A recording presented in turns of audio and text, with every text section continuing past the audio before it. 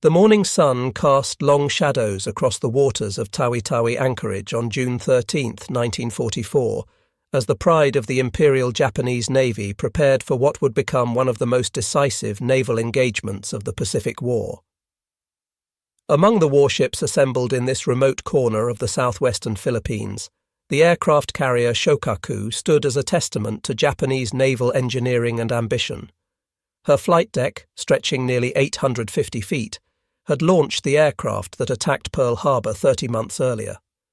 Now, she was about to embark on her final voyage, though neither her crew of 1,663 men nor their commanding officers could have foreseen the submarine that would seal her fate just 6 days later. Vice Admiral Jisaburo Ozawa watched from the bridge of his flagship as the combined elements of the first mobile fleet began their departure sequence. The formation was impressive by any standard. 3 fleet carriers, including Shokaku and her sister ships Zuikaku and Taiho, accompanied by an array of supporting vessels. The heavy cruisers Atago, Takao, Maya and Chokai took their screening positions, while 13 destroyers formed a protective ring around the capital ships. This represented the last great concentration of Japanese carrier power in the Pacific, a force that had once dominated the ocean from Hawaii to the Indian Ocean. The fleet's departure from Tawi-Tawi was not merely another sortie. It represented Japan's desperate gamble to reverse the tide of war that had turned decisively against them since Midway.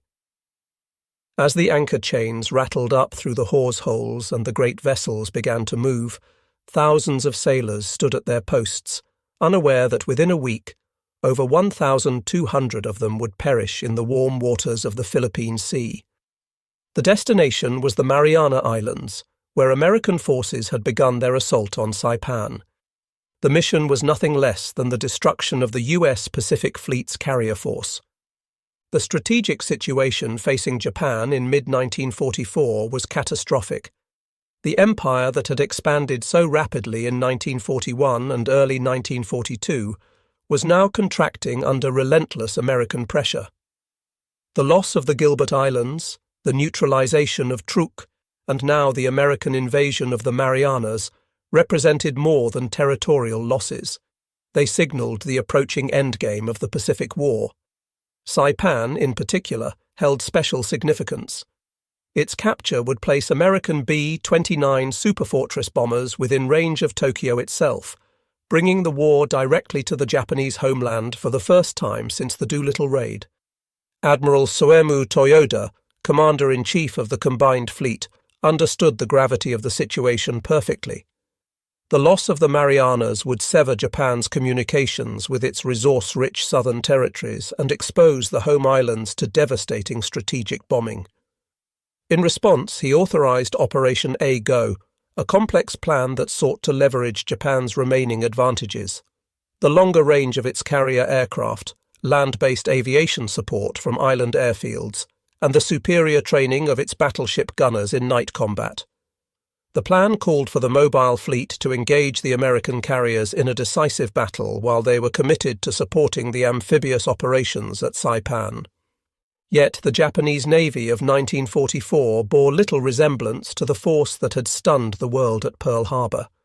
The attrition of experienced pilots was perhaps the most critical weakness. The veterans who had executed the precision attacks at Pearl Harbor, Darwin and Colombo were mostly dead, victims of the grinding battles at Midway, the Solomons, and the Santa Cruz Islands. Their replacements, rushed through abbreviated training programs, possessed neither the skill nor the experience of their predecessors.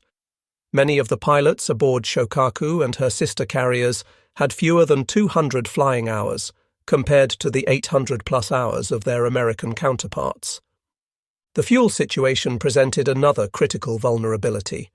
Japan's merchant marine, systematically hunted by American submarines, could no longer reliably transport refined fuel from the East Indies to the home islands.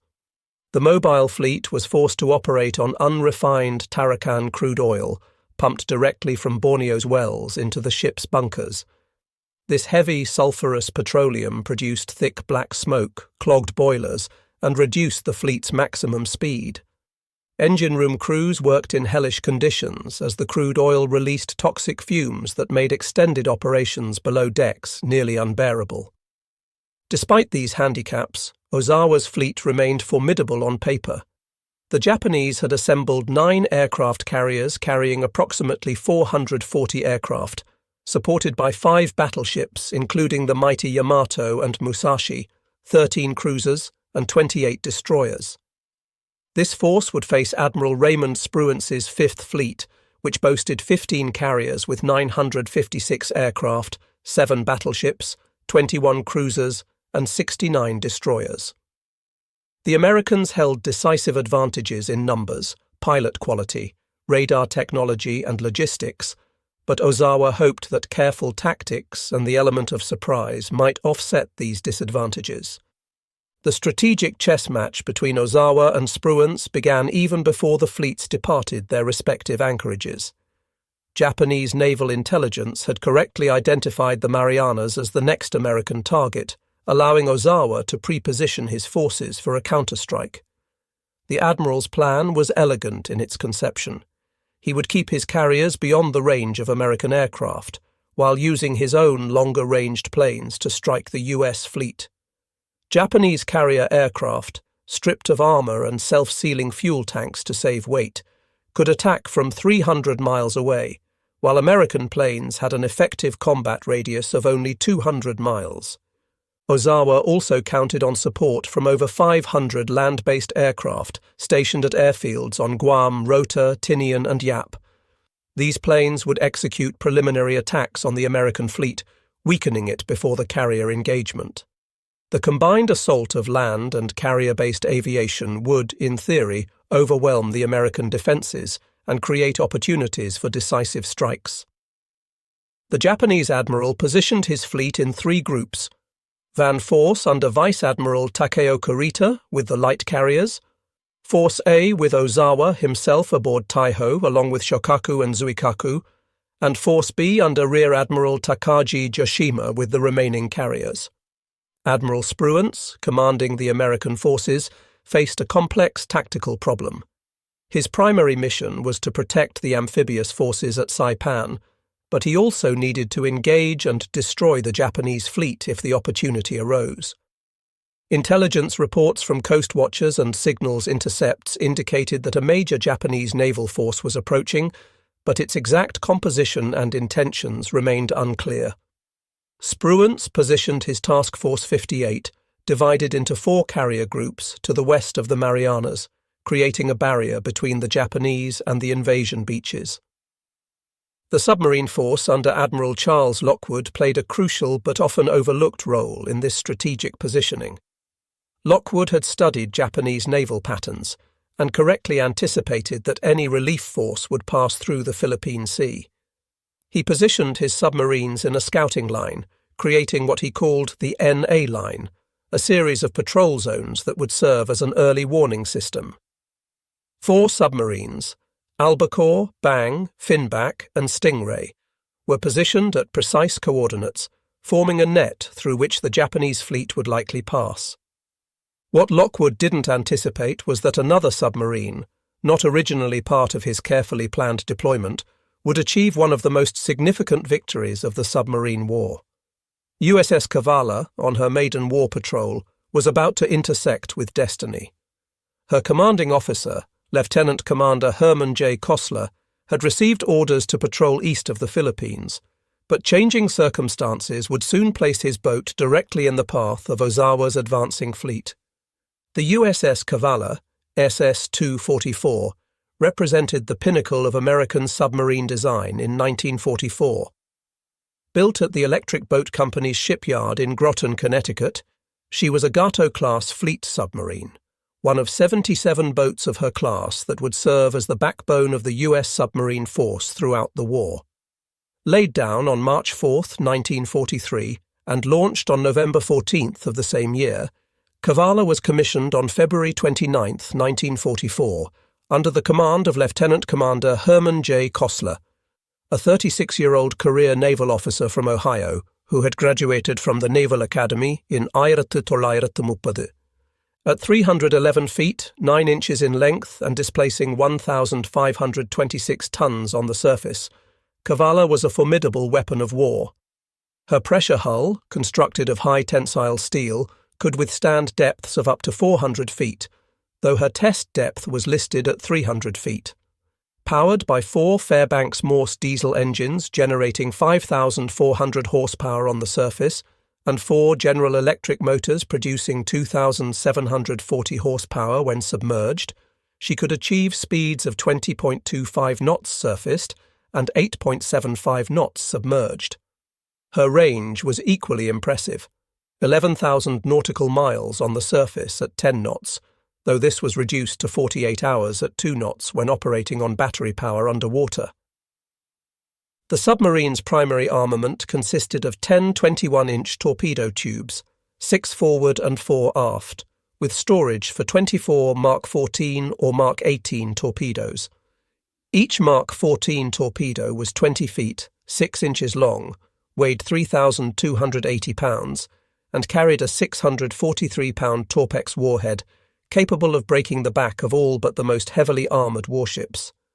The troubled history of the Mark 14, with its defective magnetic exploder and tendency to run deeper than set, had largely been resolved by 1944, making Cavalla's torpedoes far more reliable than those used earlier in the war.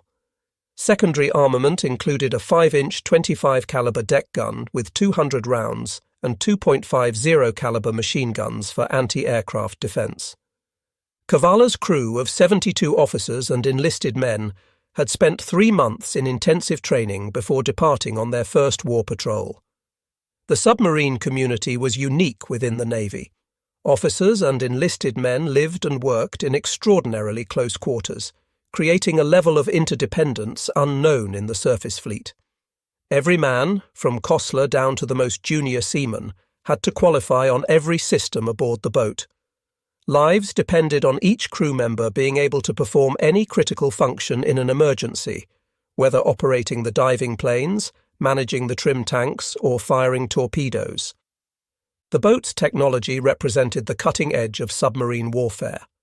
Her SJ surface search radar could detect enemy vessels at ranges up to 12 miles in good conditions, while the SD air search radar provided warning of approaching aircraft.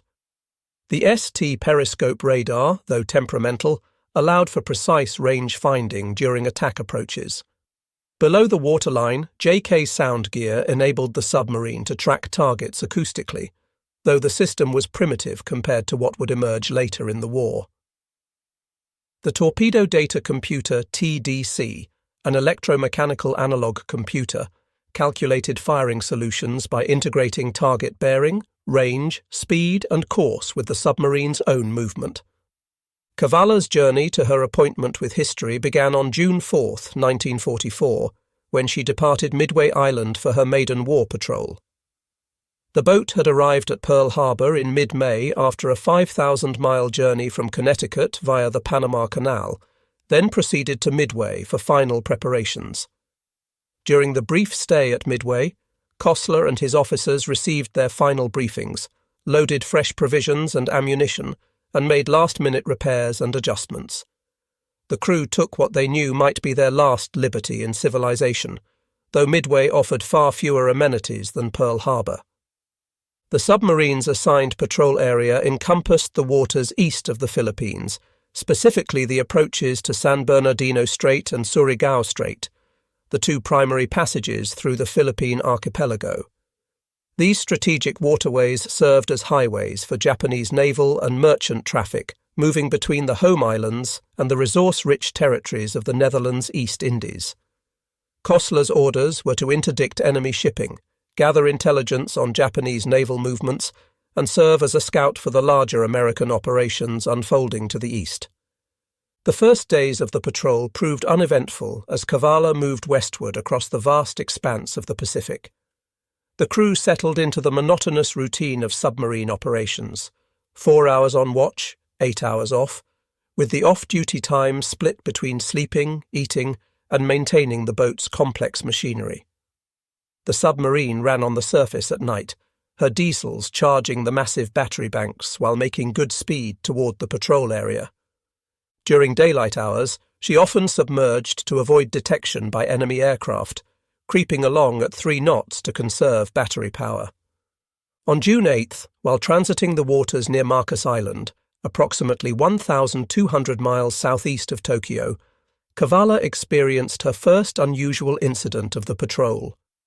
The officer of the deck reported a sudden jolt and vibration from the stern, followed by what appeared to be a pool of blood in the boat's wake. Kossler ordered all stop and sent men to inspect the propellers and stern planes. Finding no damage, he concluded that they had struck a small whale, one of many that inhabited these waters. The incident, while minor, served as a reminder of the ocean's many hazards beyond enemy action. The weather began deteriorating on June 14th as Cavalla approached her assigned patrol area. Barometric pressure dropped steadily, and seas built to 15 feet, sending solid water over the bridge and down the conning tower hatch. The boat pitched and rolled violently, making normal operations nearly impossible. Men were thrown from their bunks, dishes crashed in the galley, and several crew members suffered severe seasickness. Kossler attempted to transmit a weather report to Pearl Harbor, valuable information for the fleet meteorologists planning air operations, but the storm's intensity prevented successful transmission. After fighting the typhoon for 18 hours, he ordered the boat submerged to ride out the storm in the relative calm below the surface. As the storm passed on June 15th, Cavalla surfaced to find clearing skies and moderating seas. Almost immediately, the radio operator intercepted a contact report from USS Flying Fish, another submarine operating nearby. Flying Fish had spotted a Japanese task force moving east at high speed, but had been unable to gain an attack position. The sighting electrified Cavalla's crew. Major Japanese fleet units had been scarce since the battles of 1942, and the opportunity to engage capital ships was exactly what every submarine commander dreamed of. Kossler immediately ordered a course change to intercept the reported contact and increased speed to 17 knots, pushing the diesels hard despite the still rough seas. He made contact with USS Pipefish, also responding to Flying Fish's report, and the 2 submarines agreed to conduct a coordinated search. They would separate by 20 miles and sweep along the enemy's projected track, doubling their chances of making contact. Throughout the night of June 15th to 16th, lookouts strained their eyes searching for the distinctive silhouettes of Japanese warships, while the radar operator continuously swept the SJ scope for electronic contacts. Dawn on June 16th brought disappointment. Despite covering over 200 miles during the night search, neither submarine had found the Japanese task force. Kossler reluctantly concluded that the enemy had either changed course or increased speed beyond his calculations. He ordered Cavalla back to her assigned patrol area, but the brief taste of potential action had energized the crew. Every man aboard now knew that major Japanese fleet units were operating in their vicinity, and the chance for a significant engagement had increased dramatically. Just before midnight on June 16th, the SJ radar detected multiple contacts to the southwest. The operator reported what appeared to be 5 or 6 vessels moving at moderate speed. Kossler rushed to the conning tower and studied the radar display. The formation looked like a convoy, 2 large contacts that could be tankers or cargo ships, escorted by 3 or 4 smaller vessels, probably destroyers or escort vessels. This was exactly the type of target submarines were expected to engage, and Kossler ordered battle stations as Cavalla began her approach. The attack approach proved frustrating. The Japanese escorts were alert and aggressive, constantly pinging with active sonar and making random course changes. Every time Cavalla maneuvered into a favorable position, a destroyer would suddenly turn toward them, forcing Kossler to go deep and evade. After 3 hours of cat-and-mouse maneuvering, during which the submarine never got closer than 4,000 yards to the main targets, a destroyer charged directly at Cavalla's position. Kossler ordered an emergency dive to 300 feet, rigged for silent running, and waited as the escort passed overhead, the sound of its screws clearly audible through the hull.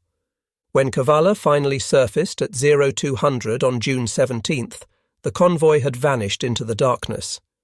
Kossler was frustrated but philosophical. Such was the nature of submarine warfare. What he didn't know was that the convoy he had been pursuing consisted of fleet oilers supporting Ozawa's mobile fleet.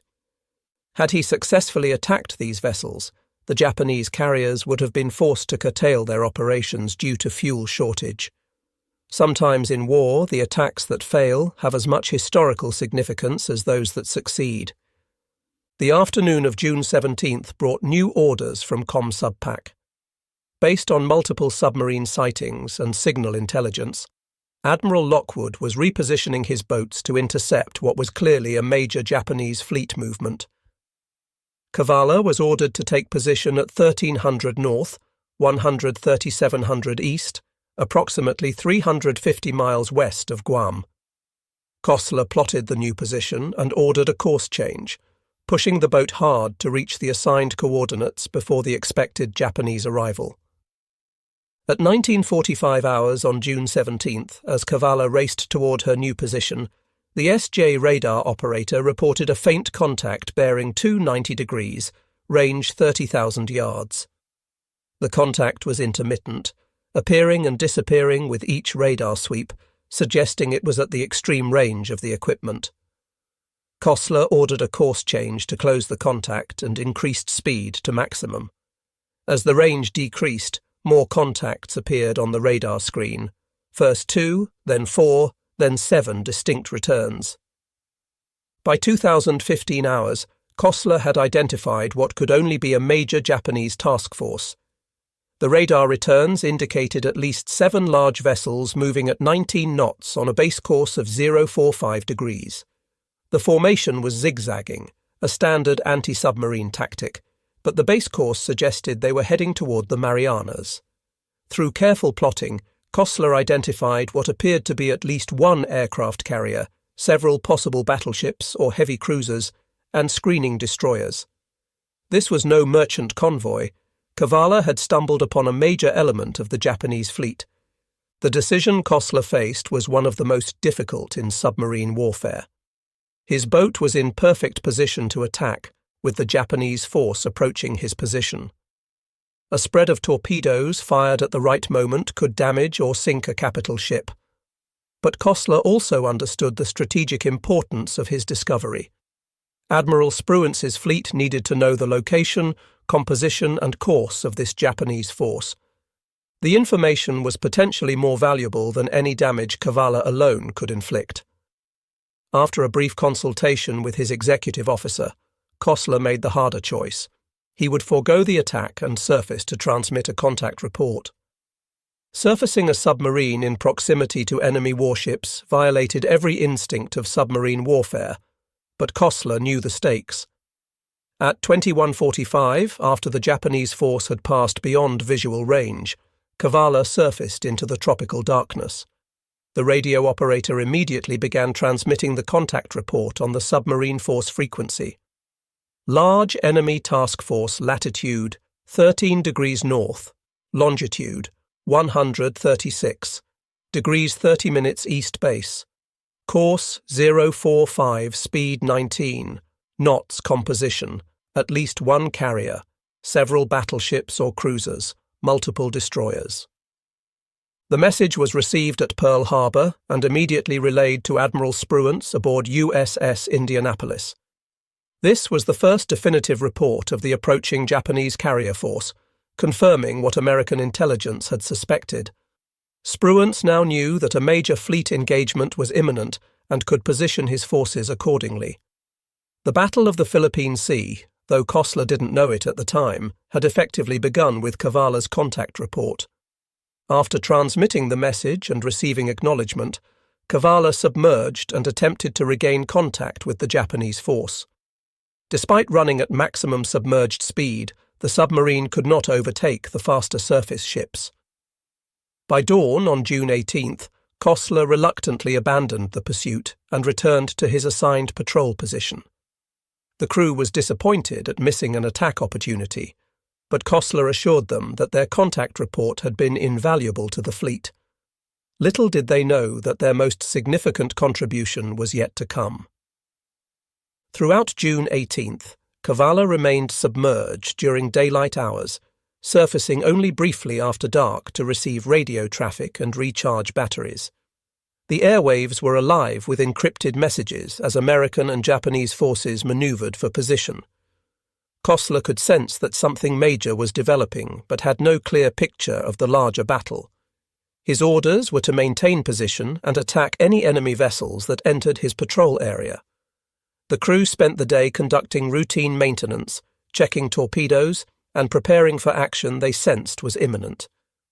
At 03:45 on June 19th, the quiet routine was shattered when a low-flying aircraft passed directly over the submarine.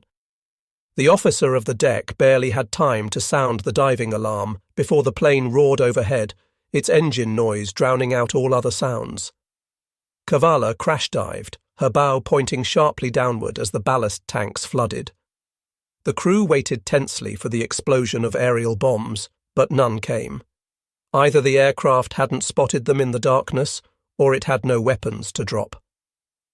After 30 minutes submerged, Kossler brought the boat back to periscope depth.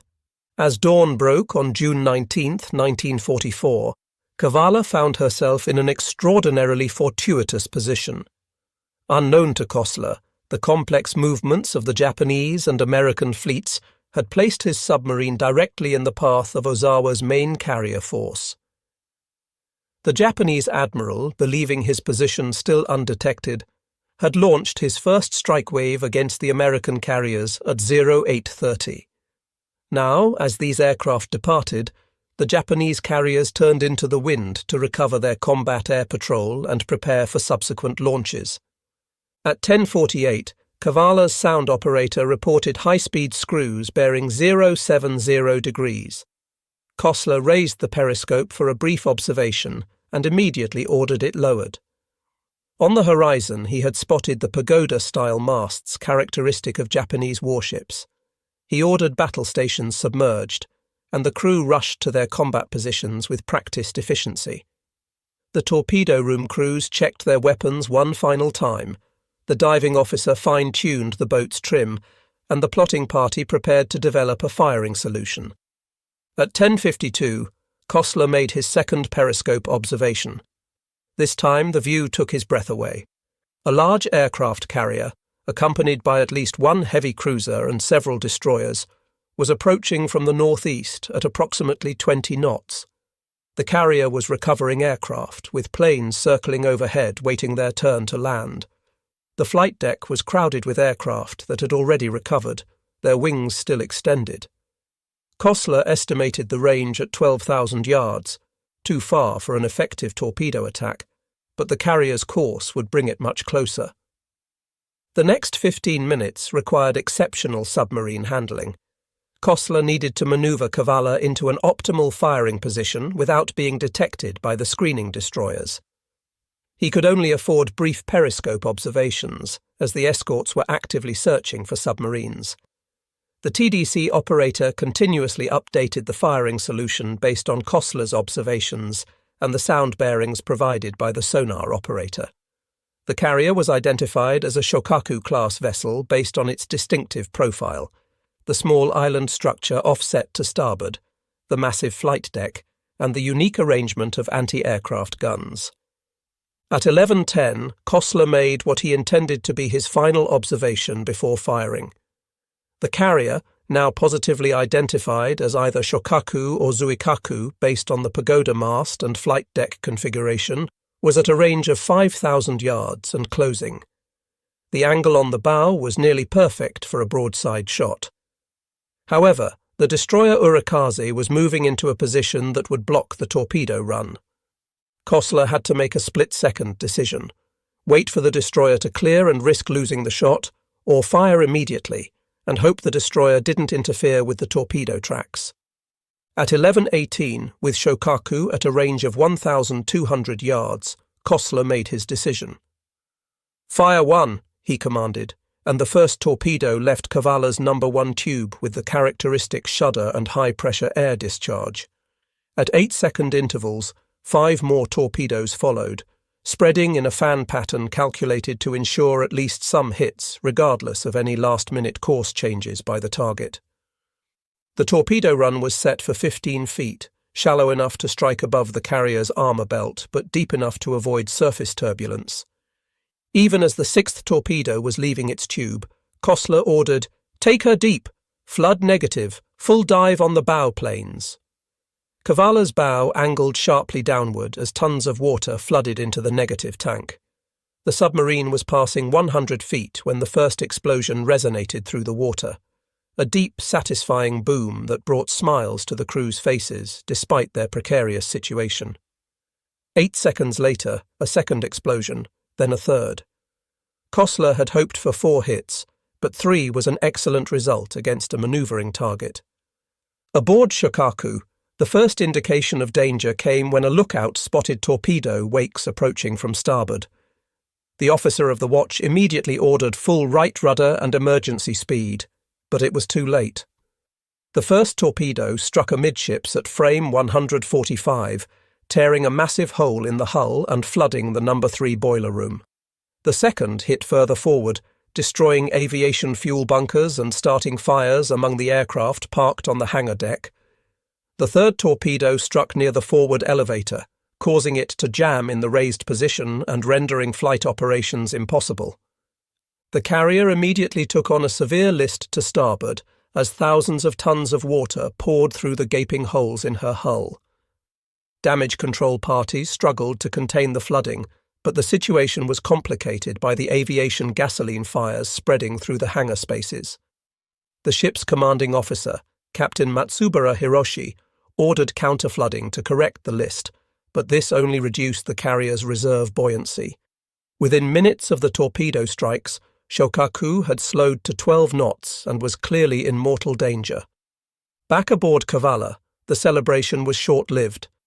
2 minutes after firing, the first depth charges detonated above and behind the submarine. The Japanese escorts had either detected the submarine's periscope or traced back the torpedo wakes to their point of origin. Now began a deadly game of cat and mouse as Cavalla went deep and silent, trying to evade the destroyers hunting her. The submarine passed 300 feet, approaching her test depth, as more depth charges exploded in patterns around her estimated position. The depth charge attack was methodical and relentless. The Japanese destroyers worked in coordination, one maintaining sonar contact while the other made attack runs. The charges were set to detonate at varying depths, creating a 3-dimensional kill zone that Cavalla had to somehow evade. At 11:35, a pattern of 6 charges detonated so close that cork insulation rained from the overhead, light bulbs shattered, and the submarine's hull groaned under the pressure waves. Kossler ordered silent running, shutting down all non-essential equipment to reduce noise signature. The crew removed their shoes, moving about in stocking feet to minimize sound. The air conditioning was secured, and within minutes, the temperature inside the submarine began rising toward unbearable levels. Men stood at their stations sweating profusely, breathing shallowly to conserve the increasingly stale air. In the manoeuvring room, electricians watched the battery gauges slowly decline, calculating how long they could maintain submerged operations. At 11:44, the sound operator reported a destroyer passing directly overhead. The crew could hear the rhythmic thrashing of the escort's screws growing louder, reaching a crescendo as the vessel passed over them, then gradually fading. Everyone braced for the depth charges that would surely follow, but surprisingly, none came. Either the destroyer had lost contact or was repositioning for a better attack angle. Kossler used this respite to order a course change, hoping to slip away from the search area while the destroyers regrouped. For the next 2 hours, Cavalla played a desperate game of evasion. Kossler varied the submarine's depth between 250 and 400 feet, changed course frequently but gradually, and used the temperature gradients in the water to hide from Japanese sonar. The depth charging continued sporadically, with patterns detonating at various distances. By 1300, the sound operator reported that only 1 destroyer remained in close proximity. The others had apparently returned to escort the damaged carrier. At 13:32, a series of peculiar noises began emanating from the direction of the torpedo attack. The sound operator described them as breaking up noises, the characteristic sound of a ship's hull collapsing under pressure. These continued intermittently for the next half hour, suggesting that Shōkaku was suffering progressive structural failure. At 14:08, 4 tremendous explosions shook Cavalla despite the distance. These were not depth charges, but something far more powerful, likely the detonation of Shōkaku's ammunition magazines or aviation fuel bunkers.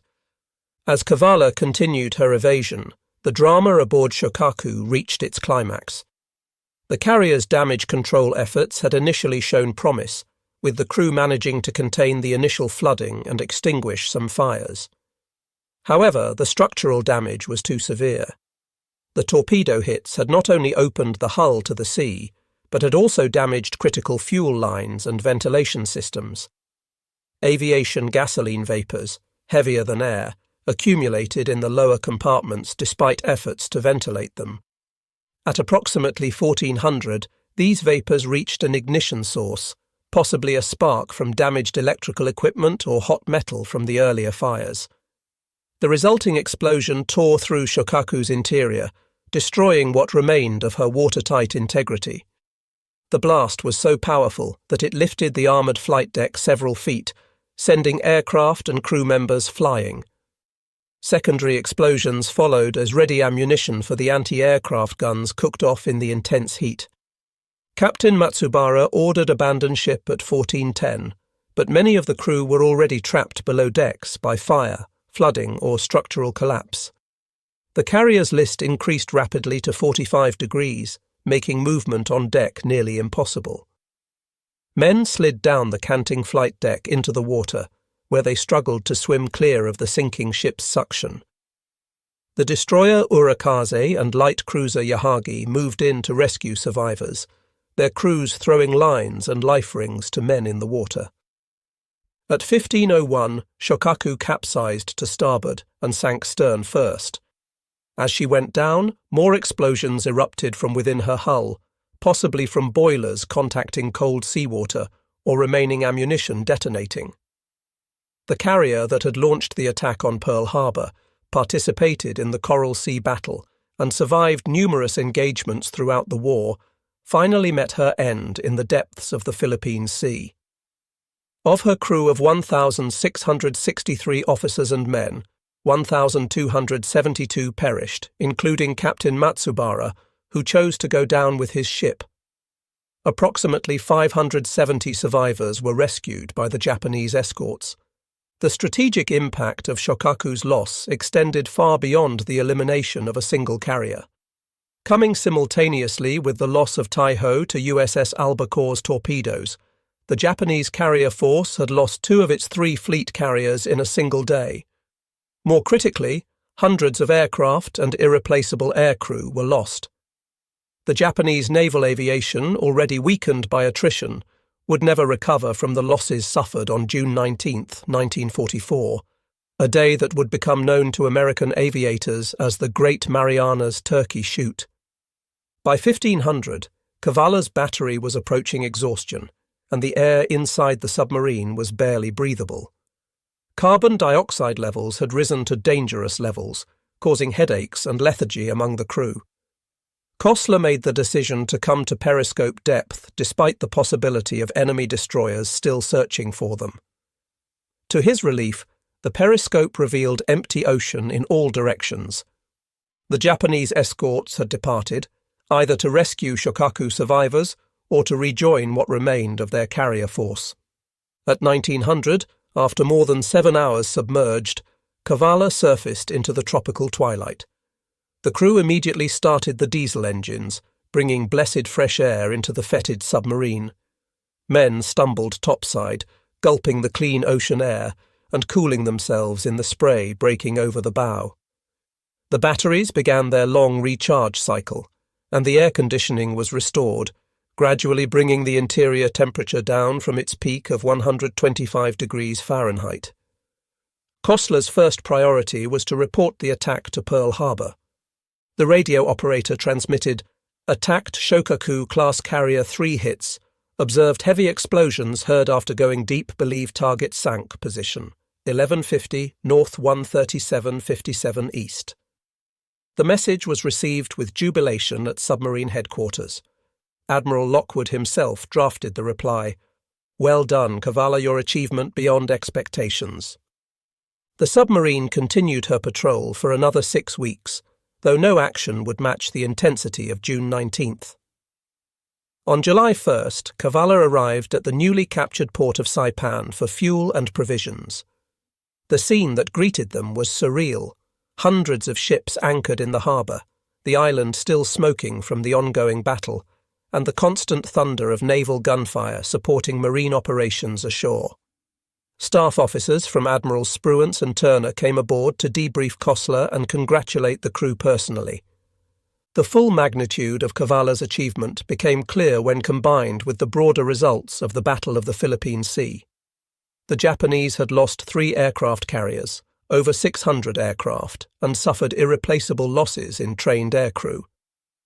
The mobile fleet, Japan's last hope for offensive naval operations, had been effectively destroyed as a fighting force.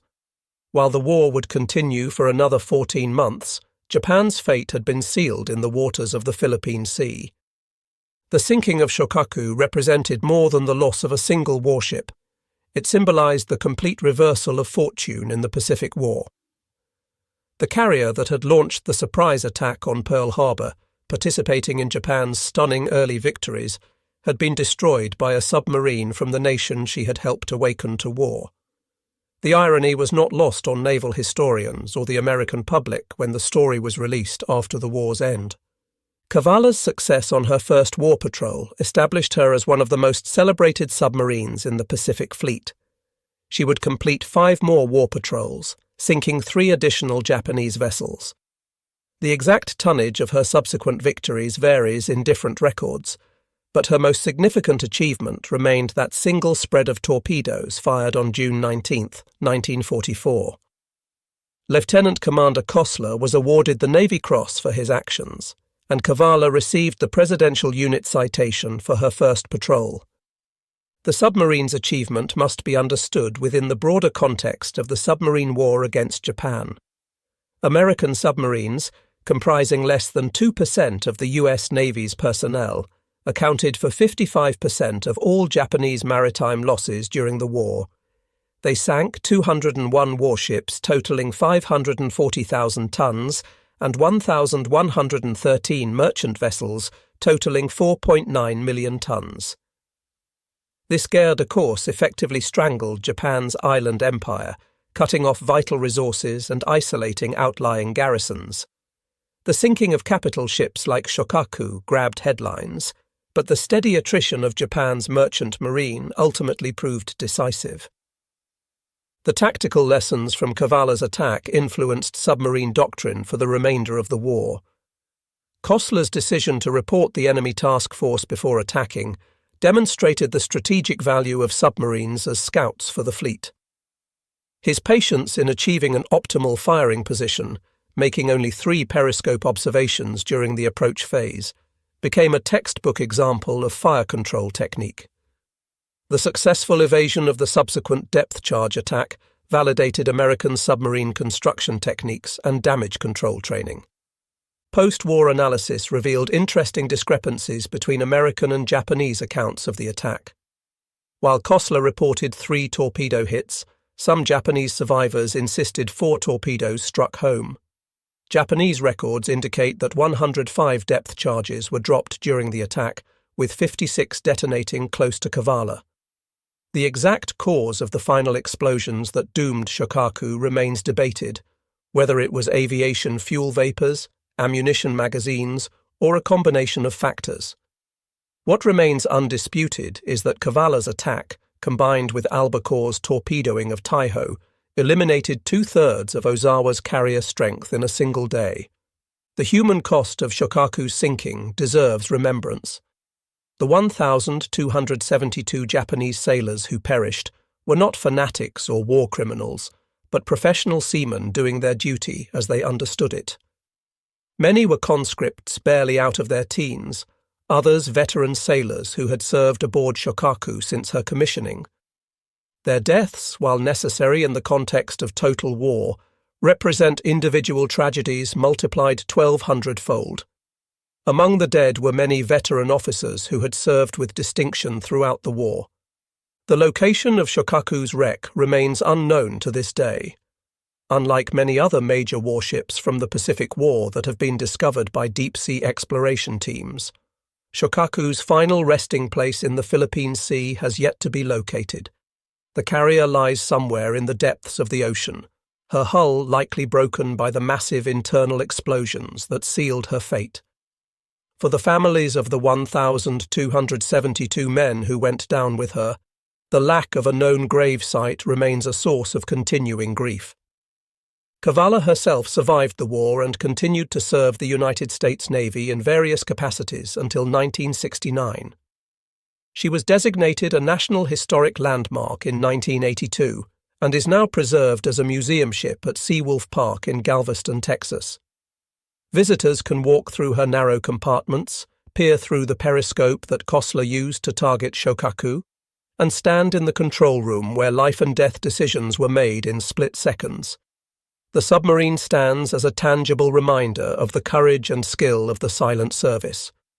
The strategic implications of the Battle of the Philippine Sea, and Cavalla's role in it, extended beyond the immediate military victory. The destruction of Japanese carrier aviation opened the way for the liberation of the Philippines, the invasion of Iwo Jima and Okinawa, and ultimately the planned invasion of Japan itself. While that invasion proved unnecessary due to Japan's surrender following the atomic bombings, the naval supremacy established in June 1944 made those subsequent operations possible. In the grand narrative of World War II, the sinking of Shōkaku by Cavalla represents a perfect microcosm of the Pacific War's evolution. The Japanese Navy, that had seemed invincible in 1941–42, had been systematically destroyed by American industrial might, technological superiority, and the courage of individual sailors and submariners. The hunter had become the hunted, and the empire that had gambled on a quick victory found itself facing inevitable defeat.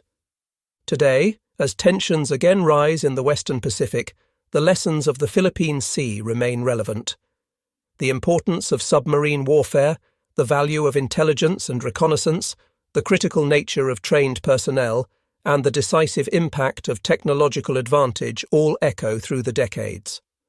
The story of Cavalla and Shōkaku reminds us that naval supremacy, once lost, is difficult to regain, and that wars at sea can be decided in moments by the actions of relatively small units.